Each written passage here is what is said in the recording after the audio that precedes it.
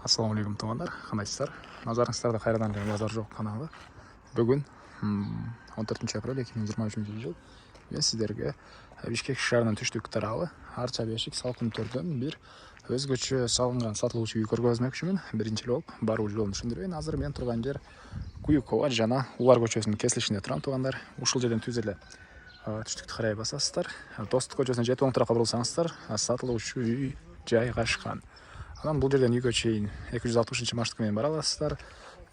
Жана бул көчөдөн шаардын бурчтушунан маршруткалар жүрөт. Жана ошондой эле бир аз түндүрөөктү карай бассаңыздар, Акынбаев көчөсү, бул жакта Ширалиев, Баха көчөлөрү болуп кете берет тугандар. Мына ушундай. Анда эмесе мен сатылуучу үйгө карай жол алдым. Сиздер лайктан басып өз оюңуздарды комментарийге жазып туруңуздар. Мынакей тугандар, келүү жолун түшүндүргөнчү бүгүнкү чыгыштагы сатылуучу үйгө да жетип келдим. Бул жакта үй ээси азыр мени күтүп турган экен. Азыр бирlikte сиздерге калган маалыматты бир чекеден беребиз. Ассалам алейкум. Алейкум ассалам. Кандайсыз ака, жакшысызбы? Жакшы, Аллага шүкүр, Кудайга шүкүр. Үйдү сатып атыпсыз. Элге көргөзөлүп деп келдик эле. Рахмат. Бир чекеден маалыматын берип баштайлы белке. Дарек ошондо достук 51, Достук 51 болуп салкын төр, достук 51. Арча Бешиктин уландысы болуп. Арча Бешиктин уландысы. Мынакей тугандар, көчө тараптан көрүп тургансыздардай дарбаза. Дарбазасы автомат. Дарбаза автомат менен иштейт. Пульт бар. Эки пульт запасной менен. Ошо 100 метрден кармайт экен. Өзү ачылып кайра жабат. Өзү ачылып кайра жабат, Домофон да коюлган бул жака. Бул IP деп IP домофон жакшы жери бул баардык жерден Таласта болобу, Нарында болобу, Дубайда болобу кармай берет экен. Любой время ошо эмеге кирип, домофон телефон менен кирип ачсаңыз. Балдарыңыз чалса, өзүңүз жумушта болсоңуз деле ачып. Туугандар келсе балким сиз алыста болсоңуз ачып берип коесуз. Телефонго келет, звонок ошо үйдү ачып коесуз. Кайра жаап коесуз. Так, көрүп тургансыздардай бийик забор. Пескоблок ичи. Пескоблок жазылган. Забордун ылдый жагы 70 см ылдый түшкөн. Бул фундаменти. Фундаменти мындай эч ким көптөр салбайт экен. Бул 70 см ылдый түшүп, анан ылдый жакка полный арматура коюлган 12лик. Анан кийин бул тоң болбойт. Тоң болгондо бул эчтеке болбойт да. То есть забор кыйшайбайт, кулагайт. Бул тоңдон ылдый түшкөн да. И көчө тарапка ушунча брусчатка бар, Коюлган. Бул машина койгонго ылайыктуу деп койгом. Тем более бул жана жамгыр жаганда дуалдан суу эмеге жака агып келет да. Уклон менен коюлган суу эмечи. Дуалга зак тийбесин деген. Так. Анан чыгыштарына дагы мондай забор экен тугандар. Пескоблоктон болгон забор. Так. Эмне маалыматы салды көчө тараптан беке? Көчө тараптан ошол, бул жерде неме тиги, көчөнүн немеси кенендиги чоң эле, бир машина кайрылат. Бияк стоянкага эки машина батчудай орун бар. Меймандар келсе балким. Үйүңүздү көчө тараптан көргөзүп коелу. Үй канча квадрат дедиңиз эле? 240 квадрат. Хай-тек, модерн стиль дедиңиз э? Хай-тек стилинде жазылган үй. Кетон алты тарабы навес. Анан жүрүңүз ички тарабына кирип анан калган маалыматын бериңиз, Так. Дарек Бишкек шаарынын түштүк тарабы салкын төр Арча Бешик тугандар. Так, бул IP дедиңизби, IT дедиңизби?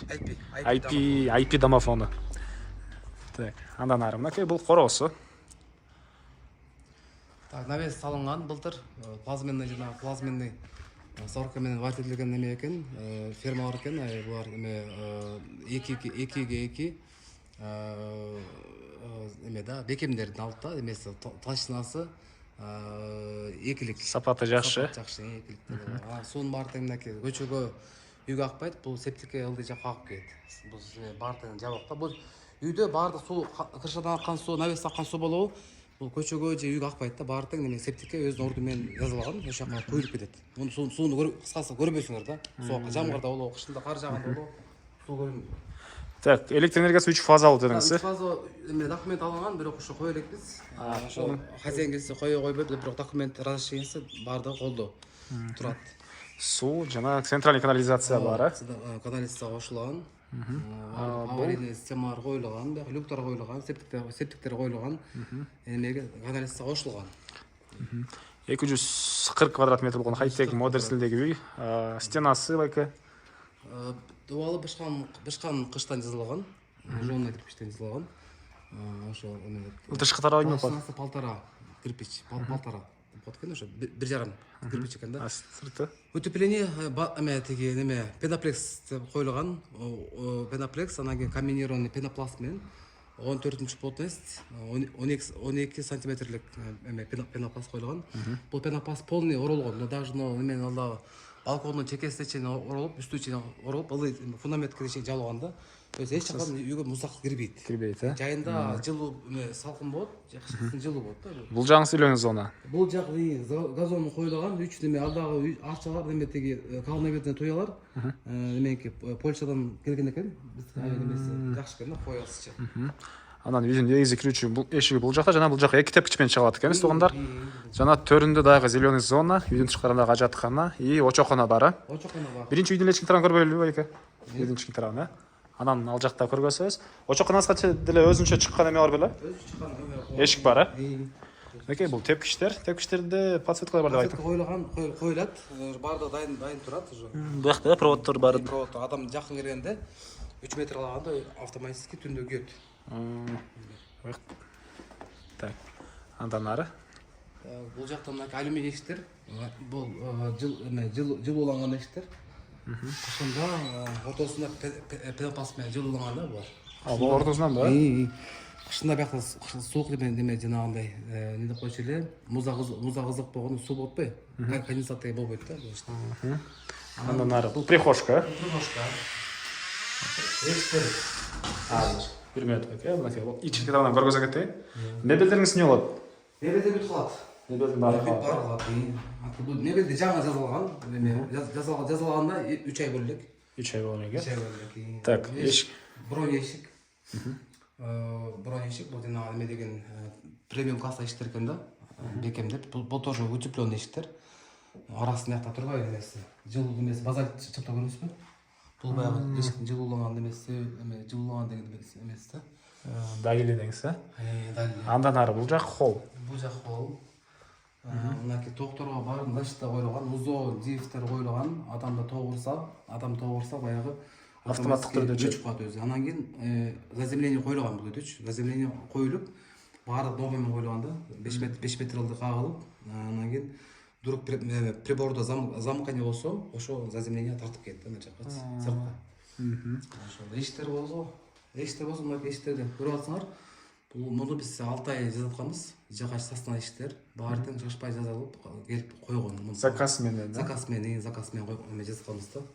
Ошо 6 ай убакыт кетти эшиктерге. Бул мебелдер заводской эшик эмес да. Так, бул мебелдер баары тең калат. Датчик ар бир комнатага өзүнчө коюлган. Бул ар бир комнатаны өзүнчө температура коесуңар.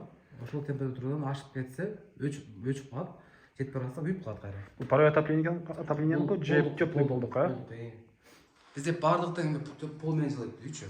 Теплый пол ба? Пол менен жылайт. Котел не деңиз, электр энергиясы менен? Бул неме көмүр менен, ток менен жылса.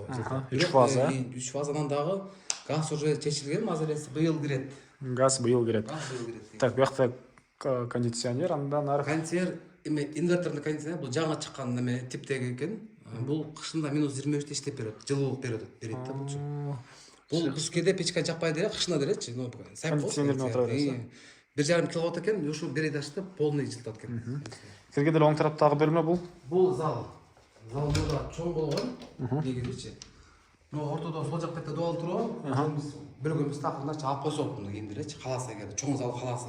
Бирок биз баягы үйдө өзүбүзгө деп салгандыктан, мен апам бар картан. Ошол апам үстү чалабайт эме. Ошон үчүн ушул жакты комнатаны бөлүп бергенбиз да. Эгер жаштар болсо, карасы жок адам болсо, ортосуна алып койсок, кайра чоң зал болуп калат да. Анан бияка пардаларды койгон эмеспиз. Быран ордулар чыгып турбайбы? Люстра быраны баягы кожоюн өзү алганда өзүнүн табити менен койсун деп ойдук эмес. Анткени биз каалаган баягы койгон нерсени көптөр жактырбайт да. Көптөр люстраны менен чечип кетет негизичи. Же пардасын алып кетет да. Ошон үчүн биз койгон жокпуз азырынча. Абойлор эме жанагы нере теги евро стилде абойлор алынган. Бир да узору жок бизде. Баары жөнөкөй абойлор да. Так, анан киргенде эле сол тарапта бул биринчи туалет. Бул жака неме подвесной унитаз коюлган. Грови деген система, Грови деген фирманыкы да. Бул эме алардын эмеси кепилдиги 15 жылга берет экен кепилдик. 15 жылга кепилдик. Кепилдиги менен. Так, бул жакта бермес. Ошол залдын уланысы жана. Залдын уланысы жанагы бөлүк деген комната ушул да. Бул да картаң адам болобу же меймандар болобу. Ошол жака келип, эз алса болот да бул комнатагачы. Ортодо дуал алып койсок эгерде каласа. каалабаса тура берсе өзүнчө бөлмө болуп тура берет. Мейман келет. Тиги болот деген. Так, андан ары. Кухня бул жакта, бака. Кухняны. А могу жыгачтары деле атайын заказ менен. Бул дизайн менен дизайнерский жумуш болгон, биз атайын ушу дизайнер менен эметип, чогуу иштеп, анан ушунун баарын иштеп чыгарган да. Бул эшиктер деле спецзаказ, Бар, эшиктин баардыгы асты үстү заказ менен жасалган иштер. Бул жак кухня экен тагындарынакей. Кухня. Бул тараптан терезелер. Бул жактан очокунан чыкканга эшик. Бул жакты жөнүндө айтып бериңиз анда ака. Так, бул жака мебелдерди тоже 3 ай болду коюлганына. Анан кийин мына дизайнер келип туруп, но раковина орто коюу болсо, ошо аял киши идиш жак жууганда, анан мен мебелди карап турбастан, элди балдар балчак ойногон көрүп турсун деп атайын ушак орто кое турган айлекечи. Ошо анан бул жерде мына неме идиш жуугучтугун орду бар. Анан кийин алдага турбайбы? Немечи, печкачы. Анын орду бул жер негизи. Бакпа. Анан баардык неме ручкалар болсо, кара ручкалар, булар жана алюминий жасалган, полимер краска менен сушкага киргизилип, бир жума коюлуп, анан коюлган да, мунун баардыгы заказ менен жасалгандар. Анан баардык мен баардык пуш менен ачылат. Вытяжка иштейт. Вытяжка иштейт. Мунун баардыгы эшиктин баары пуш менен ачылат. Өчтүрөбүз телефонда.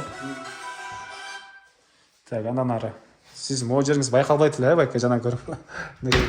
Таллага түшүп кеткен эшик. Так, бул скрытый эшик деп дизайнер ушундай план кылган экен. Бул скрытый эшикти эч ким биякта байкабасын деген да. Мейман келсе балким тамак ичсе, ичинде эшик бар экенин билбесин деп. Жана сол тарапка карай берсек, туугандар бул жактан экей очоккана, дагы зеленый зона, бул үйдүн түш тарабындагы чек арасы. Азыр бул жактарда бир жакеден беребиз, баки биринчи экинчи этаж көрөбүз эле. Же подвалды көргөзөлүбү? Подвалды көрсөтүп чагып. Подвалды. Кайсы жерден кармайт, ага. Бул жак подвал. Бул жак тепкичтерде жыгач экен, Жыгачтан жасалган тепкичтер, тоже состав.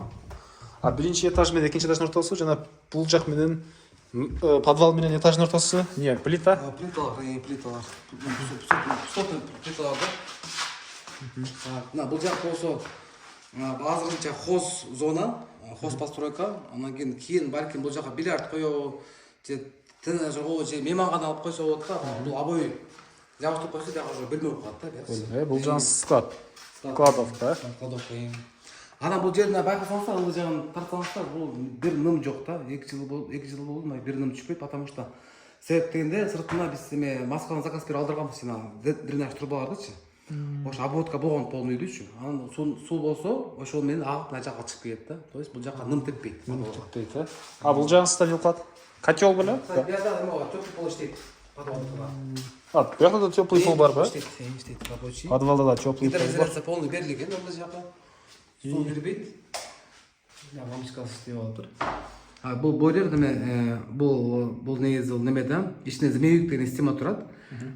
От жакканда бул эметиги сууду азый берет да. Печканын жылуулугу мененчи. Ошо ичинде печкадан чыккан трубанын немеси бир веткасы ичине айланып чыгат да. Бул неменики Sun System деген 200 литрлик неме бойлер да булчу. Үйдүн баарын ушу менен барат. Ам жерде турган насос турбайбы? Ал постоянно сууну айланып турат да. То есть любой жака ачсаңыз сууну. Ошондо күтпөйсүз. Теплый пол водяной ба ошондой ака? Теплый суу менен.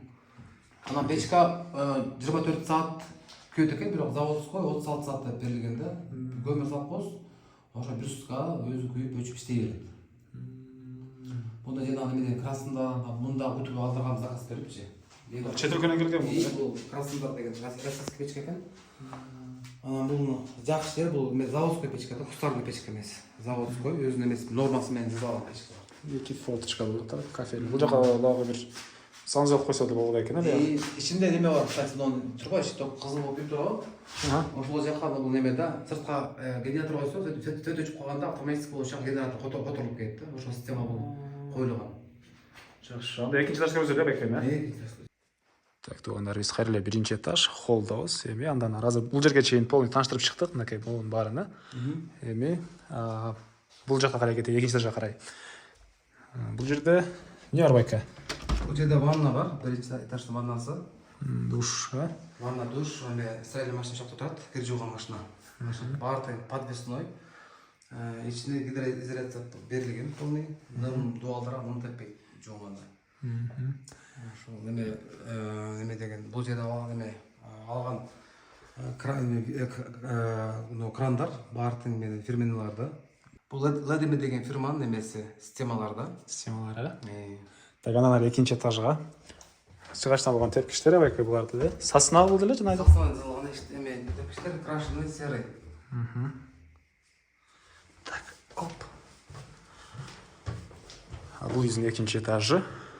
Окей. Бул холл башында бул жер комната бөлмө болмок, анан кийин детский балдарга, анан муну биз кайра кийин холл алабыз деп кийин эме ошо өзгөрттүк. Азыр ошо холл ыңгайлуу экен да. Үстүндө балдар кино көрүп, интернет көрүп отурган ыңгайлуу эмес экен да. Түштүк тарабынан бул жак чыгыш тарап болуп катат, да? Бул жак чыгыш тарап болуп катат. Чыгыш тарабынан терезелер. Так, полдор бардык өмүрдү ламинат, да? Бар полный ламинат, мен чөптүк пол салынган. Чөплүй пол салынган. Бул жерден дагы эшик бирөө адам келсе, иштеп күйө берет мынакей. Адам келсе эшикке чыгып отурбайсыз, ылдый жакка чыгып отурбайсыз.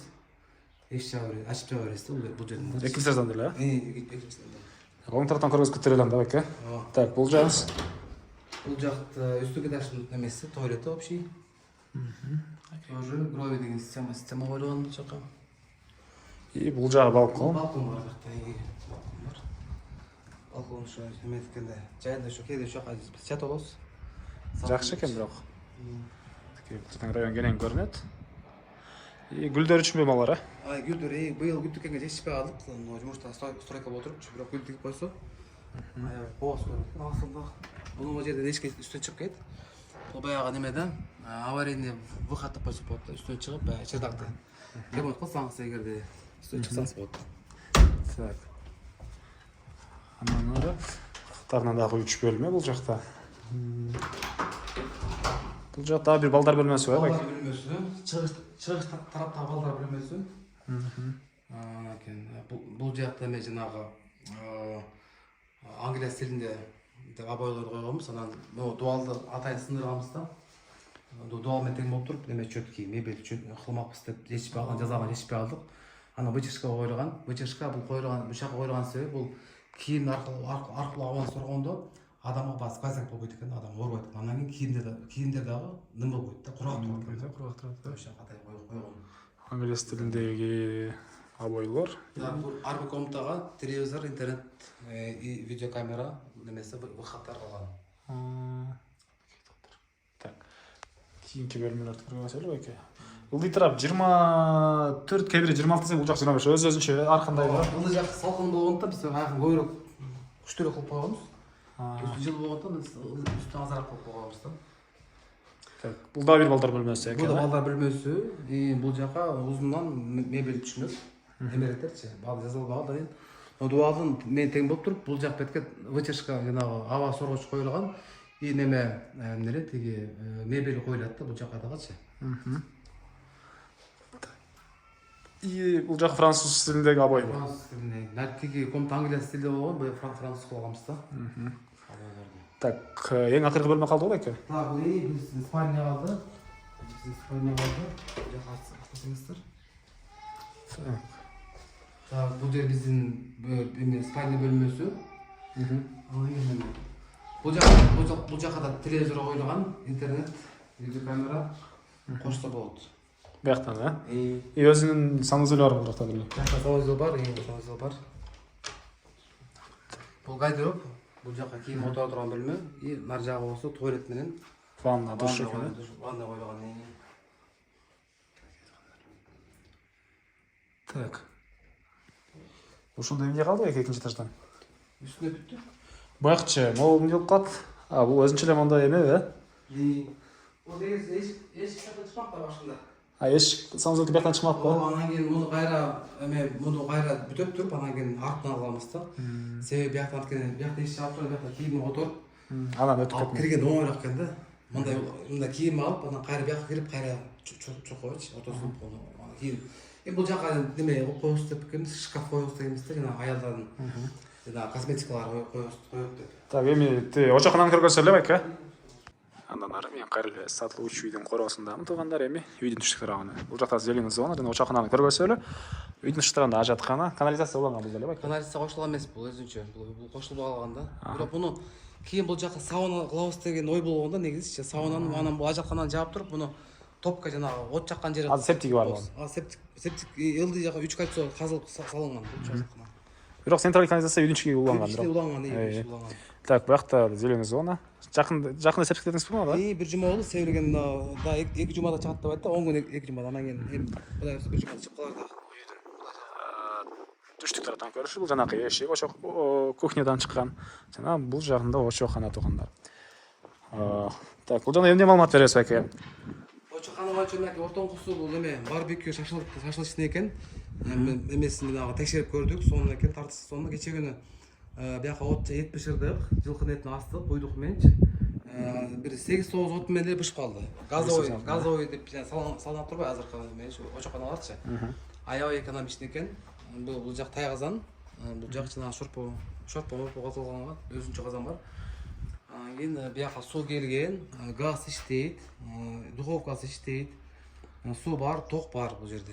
Анан бул жерге бул орун 4 бурчтук болуп турган эмес да, бул кийин немеге баягы кардар өзүнүн табиети менен салабызсын деп калтырып койдум бул жердечи. Бул тапчанын ордо калды. Тапчанын ордо калып турат бул жерде. Бул жака жайында отуруп, чайпай ичип, биякта тамак кылып, жайында өзүнчө бөлмө калат да. Так, эмне маалымат калды байке айтылбаган? Так, ушу артында неме койгонбуз, кушетка. Тартпайсызбы деп артын. Бул жака да неме кылып туруп, кушетка койгон. Азырча убактылуу номер барып коюп койгон. Анан о неме инструмент баары да калат.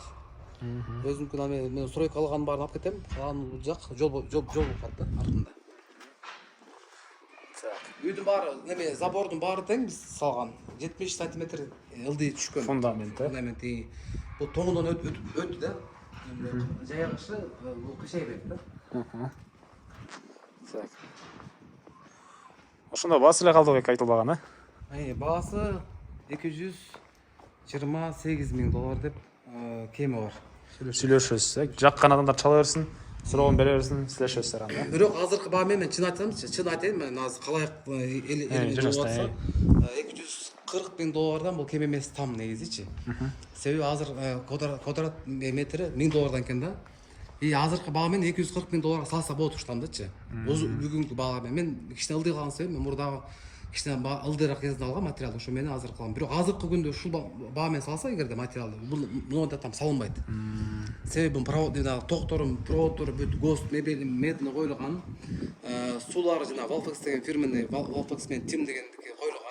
Анын баары тең кымбат, бүгүнкү күнү алар дагы көтөрүлдү. Айнектин баары брусбокс комбинированный, сырты серый чак, эми 3 слой айнек коюлган да бул жакчы. То есть бул жай конденсат болбойт, суу акпайт, и неме болбойт да, бууланбайт да айнектерчи. Анан ушунун баары тең мынакей чын элегинде ушул мен кетирген материалдарды кайра бүгүнкү күнү алса $240,000 мен салбайт, мен кепилдик берем да бугачы. Сиз 228ге берип атасыз азыр. 28 деп айтып атам да, чөм дагы. Сүйлөшүү болуп тургандар. Элер номерин экранга эстел деп калтыраңыз, аны кол сүйлөшүп көрүңүздөр, сүйлөшүү болот. Чоң рахмат анда байке. Рахмат. Сизге рахмат.